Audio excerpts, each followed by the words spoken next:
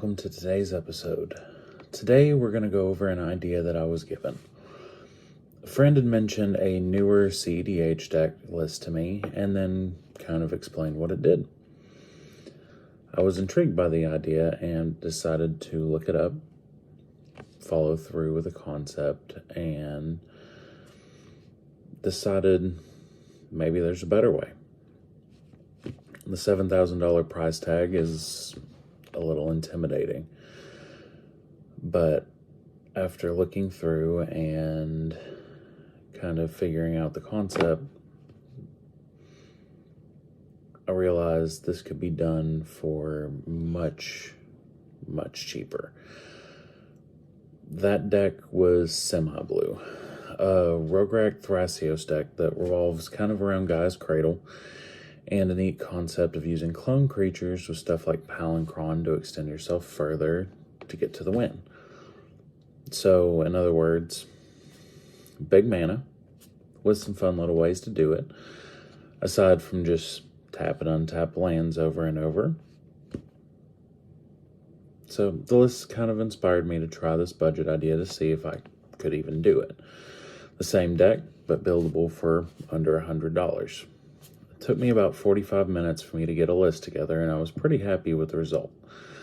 So let's dive into how it worked. I changed the commander to Maelstrom Wanderer.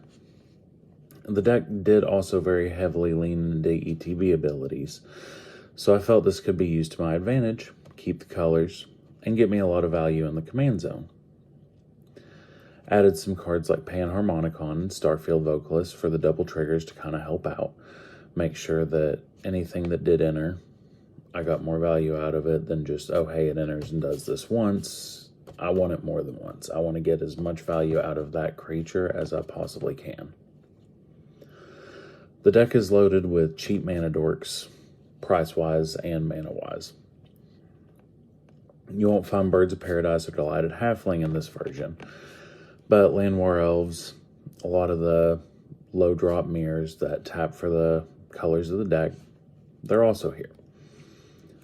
I also thought Utopia Sprawl and Fertile Ground were good here because it does help us use some lands just a little bit more. Now, don't forget to stay tuned for the real power behind this budget deck. Don't forget to like and subscribe for more content like this in the future. Maybe I'll even come out with one of these for your favorite CEDH deck. Drop in the comments which one you would maybe like to see in the future. Now next we had to solve the dilemma for Cradle. Considering it's an extremely expensive card, it's a little more than one of my bi-weekly paychecks, so I'd say affording one isn't easy for everyone. But that's where these options come in. Growing Rites of Etlamok and Avendo Walking Haven. Unlike Cradle, they do require a little bit of setup, but once that setup's complete, they work about the same, giving you a large amount of mana for your creatures on board, but the plan doesn't really stop there. We had to replace another expensive card to get more bang for our buck. Candelabra of Tawnos is also extremely expensive and out of a lot of people's price range, but there is a budget option. We have Magus of the Candelabra. Can't be used as much, so don't expect the exact same results, but with some setup, it can be almost as good by untapping it and retapping it a couple of times. Now, Palinchron is also somewhat expensive, holding a price tag of around $37 at time of filming. It has some cheaper cousins like Peregrine Drake and Cloud of Fairies who do the same thing, almost for a fraction of the price.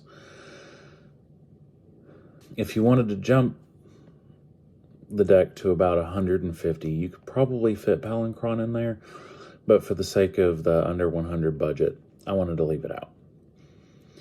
Thankfully, Deadeye Navigator is much cheaper than it used to be with the slew of reprints it's received in the past couple of years, so it makes the combo with these a little easier in the deck. Infinite mana, just hands down easy. With Cloud of Fairies and Peregrine Drake, you're just going infinite, so you don't have to worry about not having mana at that point. As long as you have the lands to use that are equal to or more than what it untaps, you're good. One little flavor include I decided to add on this deck, since it is so board reliant, was to give it a little extra way to get it all out quicker. Since the deck can produce a lot of mana, I added my personal favorite mana dump to it, Genesis Wave. You throw about 20 or 30 mana into this, and you're probably going to win the game that turn. If everyone doesn't have everything against you ready to go right then, like counter spells and board wipes immediately, you're probably going to just take over at this point.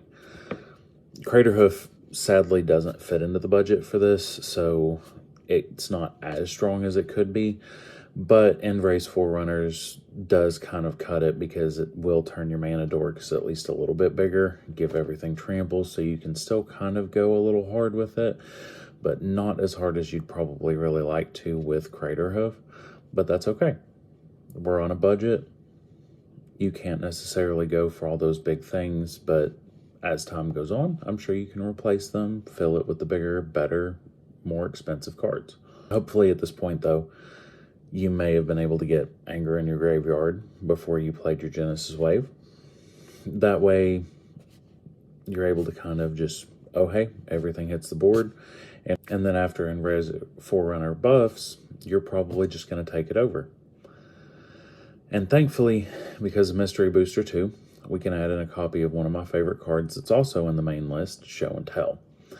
For only a little over $5, give or take, this card, if played early enough, can do ridiculous stuff.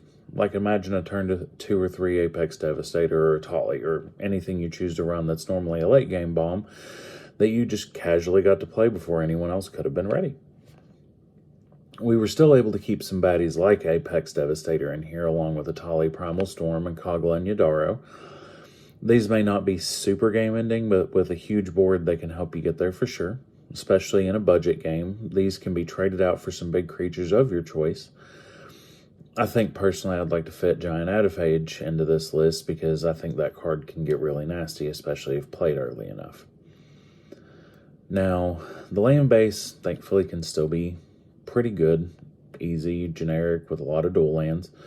You still get the Pain lands, the Canopy lands, the Temples, other options like check lands. So you don't have to really worry about not having a good mana base just because you don't have a Tropical Island or Shock lands or any of the original lands, because those are also extremely expensive and probably out of a lot of people's price range. Now, based on the list that I was able to put together, it was about $25 for the entire land base. And Avendo Walking Haven, which was one of the cards I mentioned earlier, which is a guy's Cradle replacement, was only 15 of that. So it's only really $10 for the base past that card.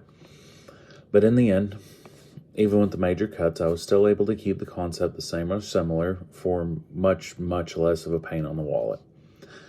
This idea was extremely fun to come up with and even more fun to put together.